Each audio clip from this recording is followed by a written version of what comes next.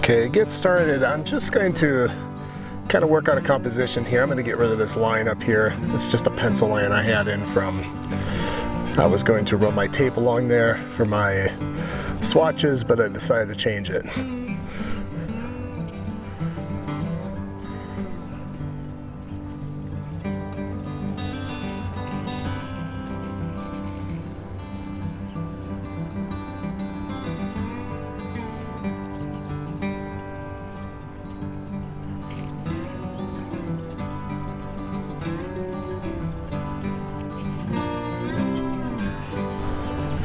My primary concern with this is to just capture the variations between the blues here. And really the relationships, I should say, between those blues.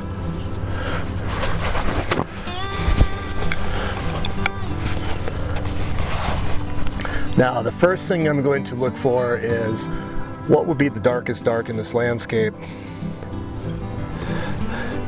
And it's the base of those aspen trees, but I'm a little far away from them, and therefore they're not incredibly dark, because there's a lot of light kind of coming in between me and them. So the color that I'm going to mix, or I should say the value I'm going to mix, is not going to be as dark as I can go. Just because I want to capture that atmosphere.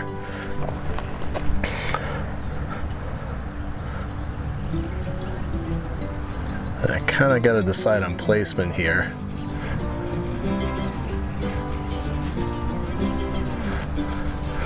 Now, a lot of this will get painted over, but just going to get some in here in the meantime.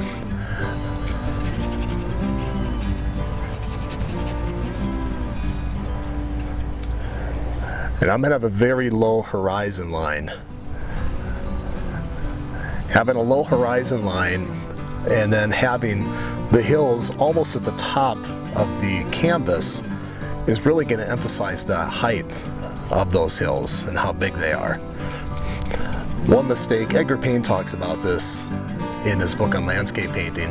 One mistake that a lot of artists will make when they're painting something like mountains is they will, have the mountain only come up to about here instead of having it come up to almost the top of the canvas. And then it doesn't feel so big. And plus they'll have the horizon line like somewhere here. If that's the effect you're after, if you're more interested in what's going on in the foreground, then by all means that's the way to go. But if you want to emphasize the height of those hills, you're going to want to have a low horizon line and have those hills really reach to the top.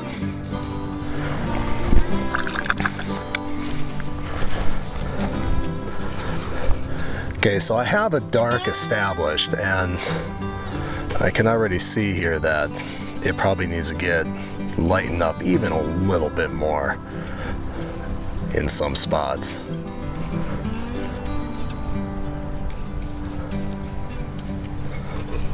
And I'm painting very thin right now.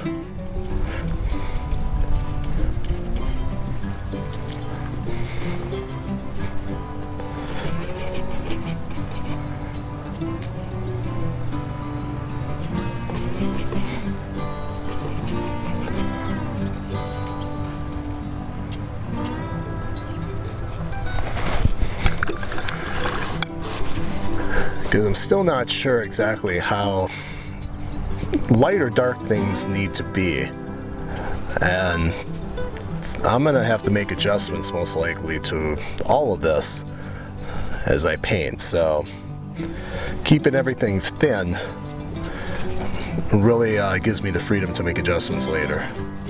I do that in the studio as well as in the field.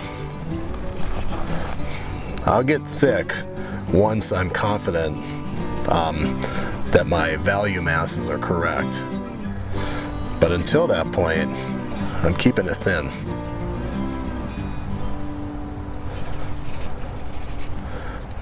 And I'm just laying down color, kind of testing it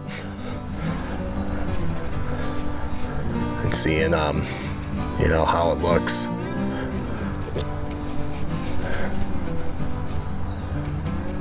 But see, even with this foreground here, this is just a thin thing. I'm still not 100% sure if that is correct, because there's all this stark white here going on that I'm kind of subconsciously comparing it to.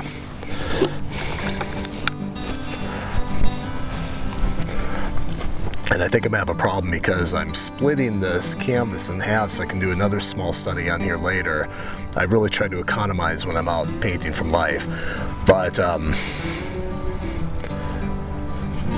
at least if I get rid of the white up here, then I'll be able to gauge things a little bit better.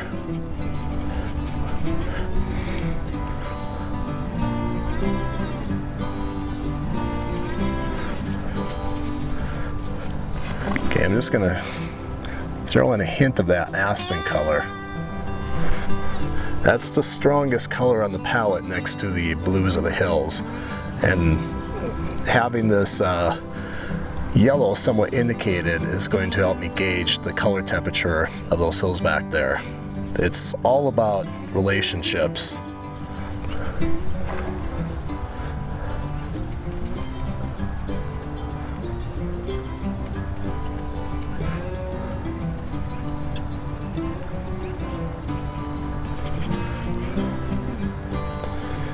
You don't have to paint those hills or those trees the exact tone that they are, the exact color that they are. You just have to get the relationships between the colors correct. So one person might come out here and they may paint the hills a little cooler, and therefore they're going to have to make everything else, you know, just slightly cooler to match it.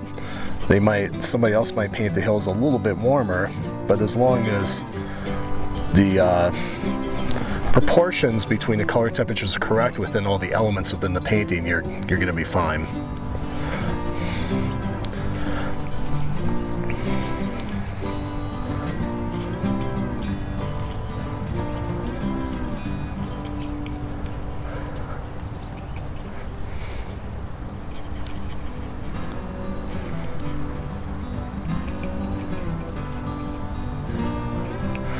The last thing I'm going to paint is the sky, or at least block in.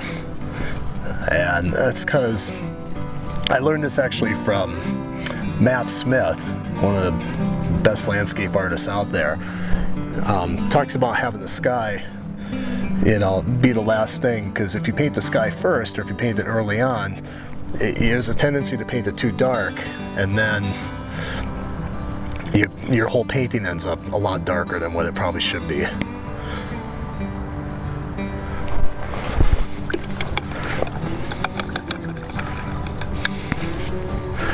There are some barns and things back there that might indicate those.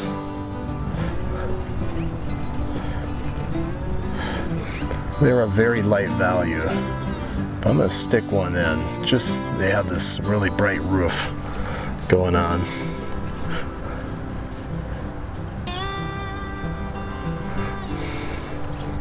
I think having that in will help me gauge some of the values more. It's just kind of a note of color, a very light color.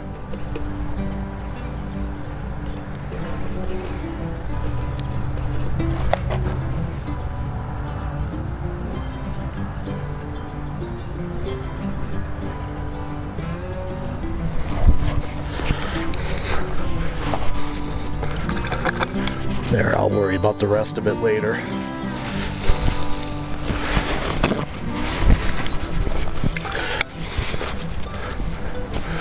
Now, next thing I'm going to do is get in this part right here.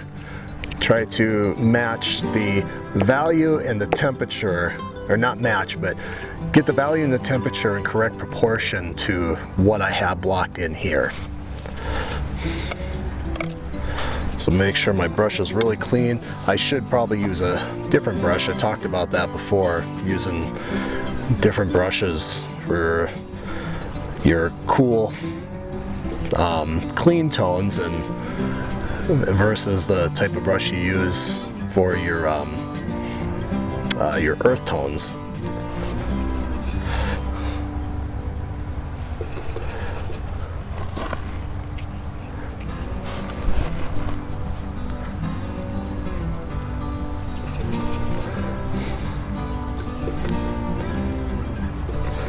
I'm actually going in with a little Viridian and a touch of alizarin.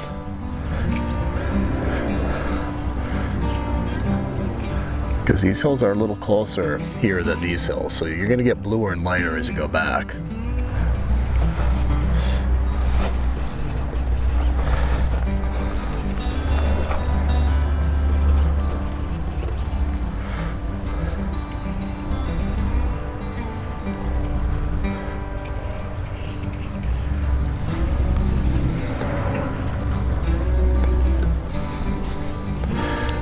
And when you're doing this, you want to make sure that you look at the whole scene when you're judging your values and colors. Don't just stare into that hill that you're painting right now, because if you do that, you're going to start seeing all kinds of stuff in there, and it starts to play with your head. You start to see this tone and that tone, and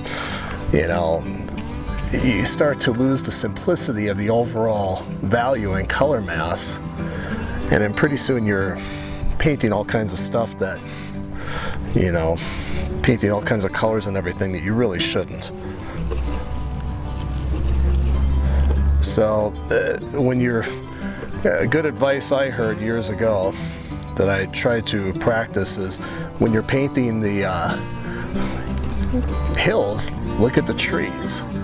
And when you're painting the trees, look at the hills.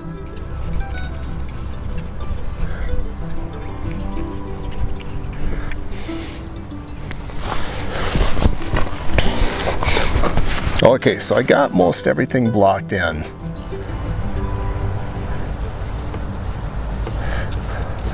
Just blocking in some of the sky here.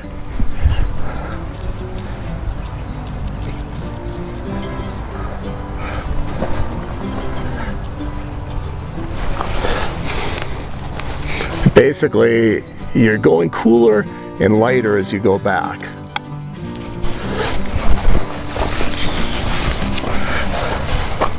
And just going to make some adjustments here.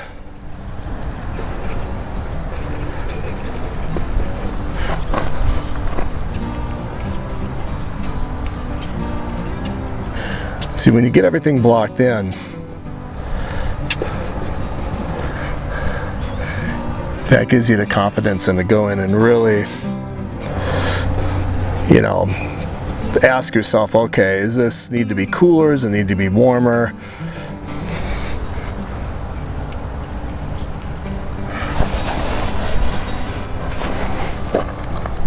Does it need to be lighter, darker?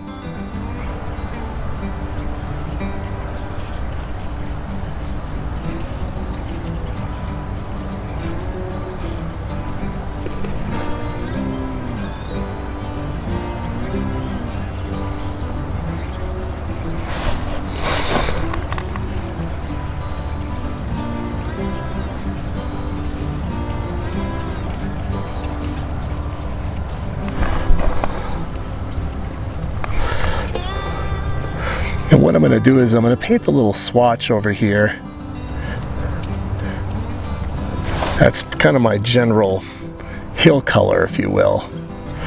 So that back in the studio I can just kind of mix and match to that without, I can actually lay my paint right down on there.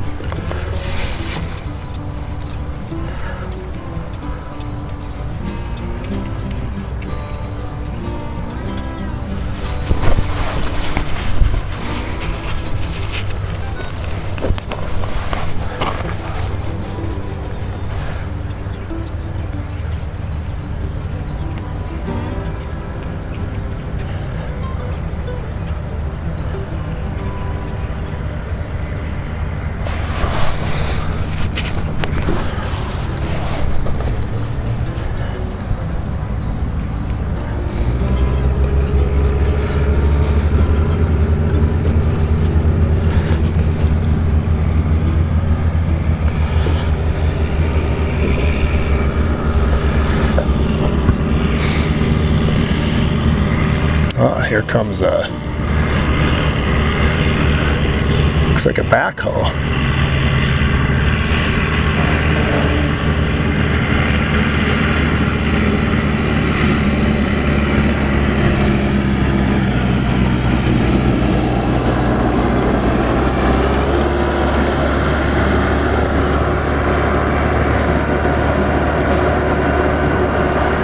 It's making another swatch there.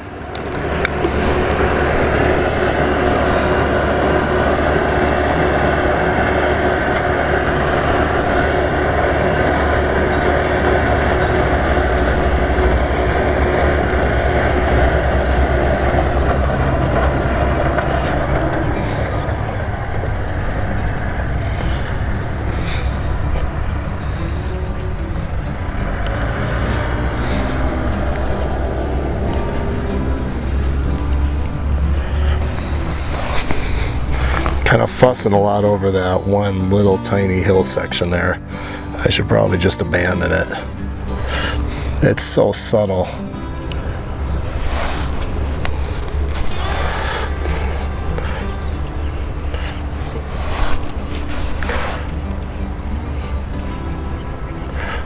Just going to abandon it, kind of merge it in with the background hill there. Sorry I can't talk this morning.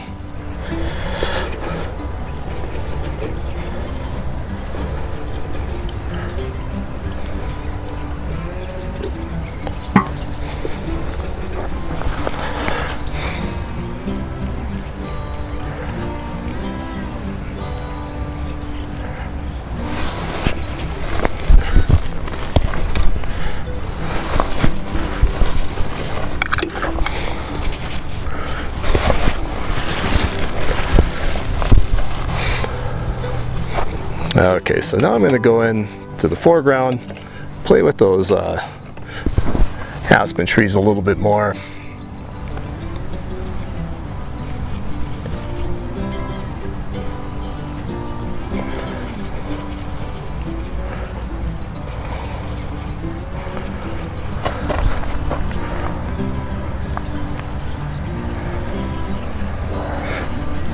Put a little dab down, look at it. Is it too light, too dark, too cool, too warm? And make the adjustments.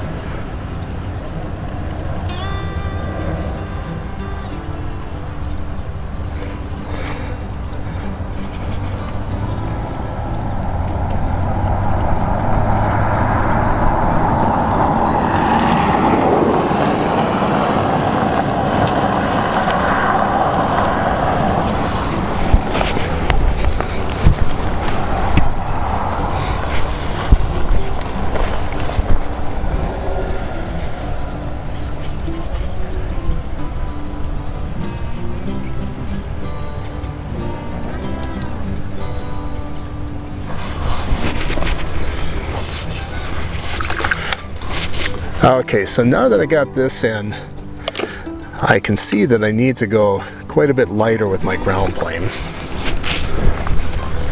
Not crazy light, but definitely lighter than what I have it.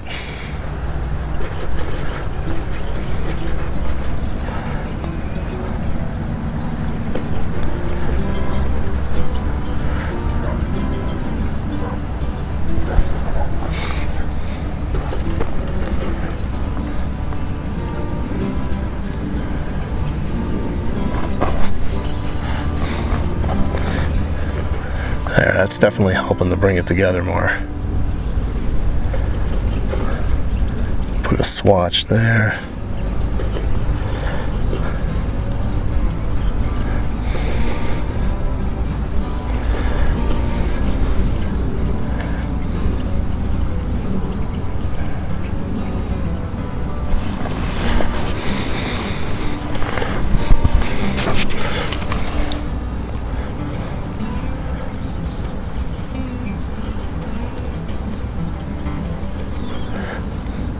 There are some darker accents, something they're growing there that it's a little darker the further it gets back. You can see how adding that in there really helps tie it together, the foreground with the background.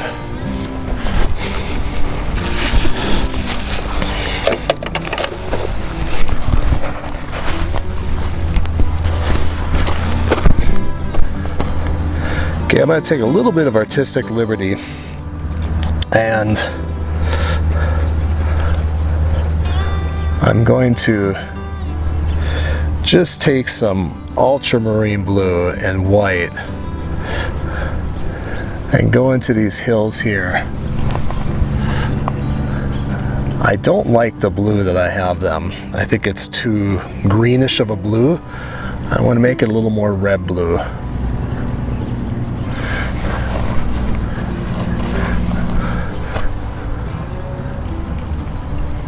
I think it's just going to look better.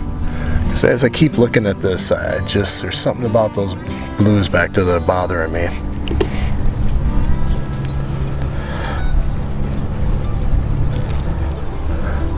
Going to adjust my swatch here.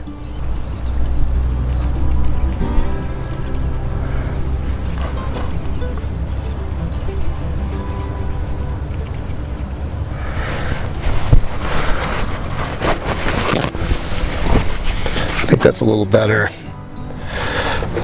Gonna do the same thing now, excuse me, with that hill right here. Okay, that value is too light. Gotta go a little darker.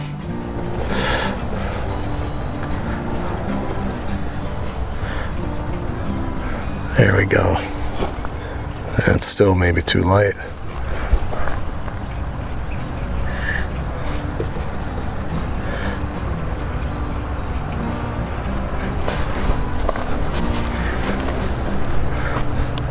Now, I'm not going to go crazy with this red or blue back here because it does get greener as it goes down toward you.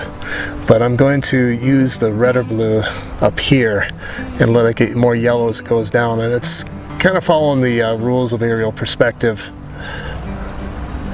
The first color to drop out in any landscape is going to be yellow.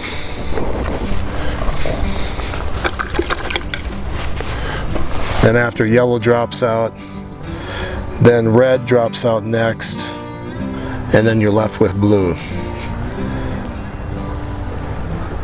But it's obviously probably going to be a blue that leans a little more to the red than to the green, because green has yellow in it. And that yellow is going to bring it back up to you again. It's going to make it closer again.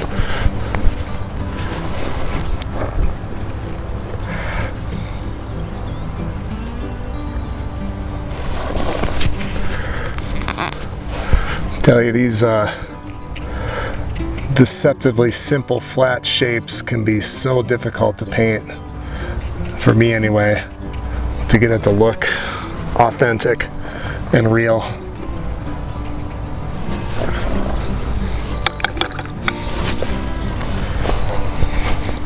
Okay, now on this hill there are some trees. There's some distant aspen trees growing right there. And I'm going to put those in because I want to get the contrast between the very distant aspens and then the close-up ones. Basically, they're a much cooler yellow. So I'm going to try the nickel yellow. And I'm just going to put a note of it there. It's not bad, needs a little more white to it.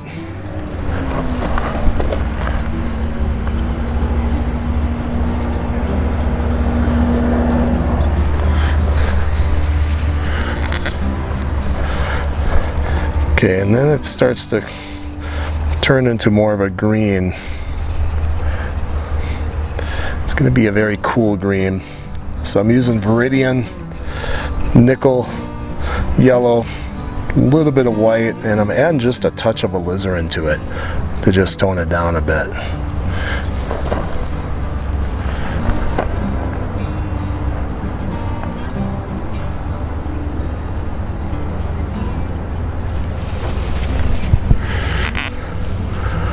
Not too bad. I'm going to put a little bit of that same thing on this side.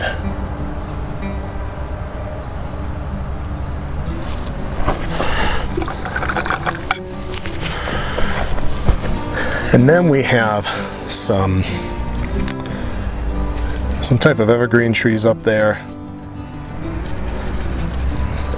Not sure if they're spruce or what they are. Doesn't matter. I'm going to block those in. Now we know they're green, but they're far away. So they're not going to be very green at all. Because remember, green has yellow in it. And yellow goes bye-bye as it recedes. So even though we got some of the yellow aspens there, aspen's local color is yellow.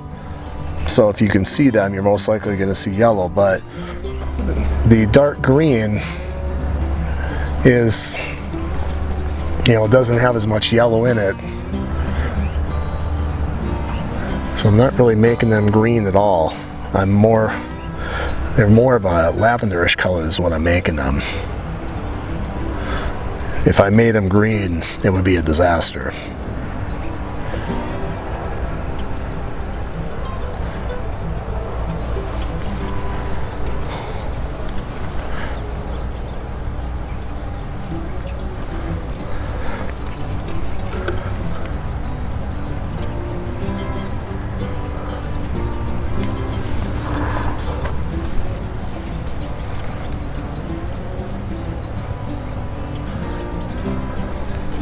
Oops, I'm getting in some little too much white there.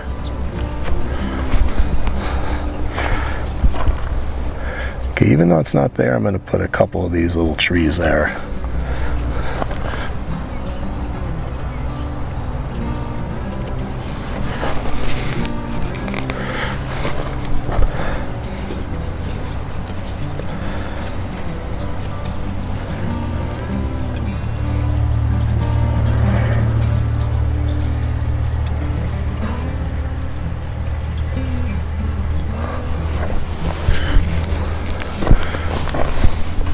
Okay, that's pretty good.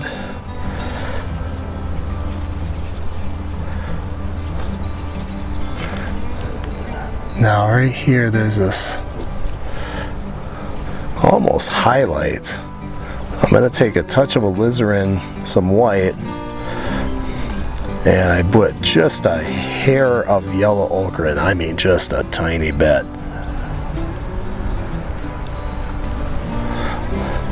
That's a little too pink. Actually, I didn't use the alizarin, I take that back. I was using the Gamblin's Portland Gray Warm, which is a very muted alizarin, it seems. And just want to get that little highlight in there that separates these hills.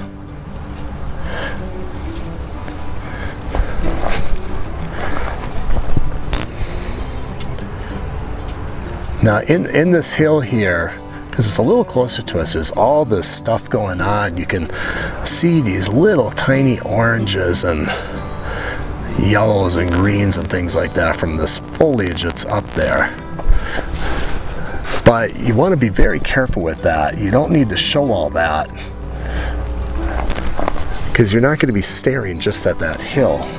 You don't want to. If you stare just at the hill when you're painting, you're gonna see all that stuff. You're gonna drive yourself nuts trying to put it in. So make sure you look at the painting as a whole, and you realize you don't need to put all that stuff in there. It'll probably just make it worse if you do. I'm gonna take the same color here. I'm gonna go in and just punch this up a little bit.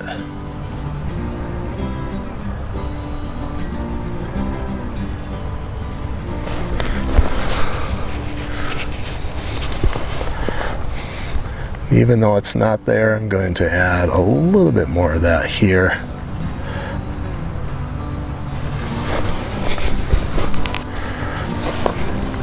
Remember, one thing that's really going to show depth and distance is lack of detail. So don't go crazy detail in there. Don't stare at this hill forever and try to paint everything you see. Everything should submit to the overall color value and color mass, I should say, and shape. Okay, one more thing I'm going to do is the sun is starting to swing over this way, and as it does, we're starting to see a little bit of some definition back here. Just the difference between the bare ground and the trees. And so what I'm doing is I'm taking basically my white mixture with some ultramarine blue and just a touch of Portland's gray, the warm Portland gray. I'm sorry, Gamlin's Portland gray. And I'm just gonna stick that in there. Just like that, ever so subtle definition.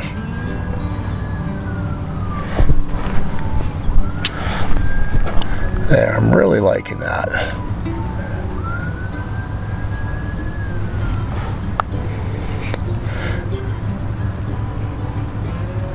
That's nice because that Portland gray, it's so subtle, it's just enough warmth to give me that that definition, but yet not destroy it, not make it look, not bring it too far forward. You can probably barely notice this, but it's definitely there.